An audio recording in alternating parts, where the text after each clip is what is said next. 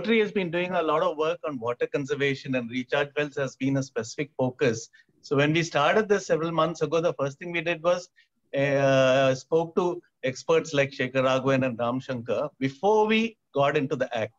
Since these are people who have been in this for so many years and have got their act in place, they know the exact mechanics. We engage their services rather than us trying to reinvent the wheel.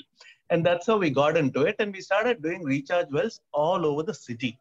Bala, the couple of recharge wells just in the last few days have been done in RK Nagara with the help of Bala, who was actually introduced to me by Nandakumar. Mr. Nandakumar actually put me on to him saying, look, this is a resident welfare association that works. What I want to tell this forum is the apathy of the government. It's just impossible to get anything going with them. What Rotary is doing is spending our funds. We collect the money. In this case, there was also a central sponsorship from Wipro with the help of Mr. Shekhar Raghavan. And the recharge well is going free to the resident. The government doesn't have to spend a rupee. All we say is, give us an opportunity, allow us to do the work on the roads without interference from water lines, sewage lines, cables, etc. In most places, we've had resistance to this, though we had a meeting. What Bala was referring to is my meeting with the commissioner, deputy commissioner. After several months, we got a mandate issued from Ripon Building to every single executive engineer across the zones saying, cooperate with Rotary, they're helping us do this job for us. To actually just divert a bit, what Dr. Ramya said is actually not true. The stormwater drains are merely taking water that falls on the road away from the road and discharging into the sea. Where a fractional percentage of it goes and charges the ground.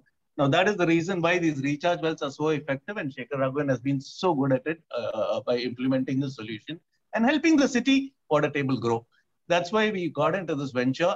But having learned the hard way, I wouldn't like to do this on the roads any longer, though it will help the community because it's frustration.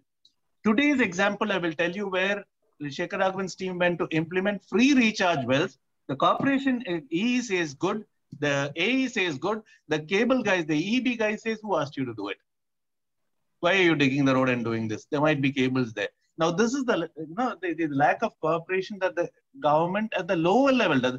The higher level, they're welcoming it. They're so appreciative. Now, coming back to the subject at hand, what Jayanti did and what Bala is doing are commendable. And that's the only thing which will work. Resident welfare associations have to go as a group.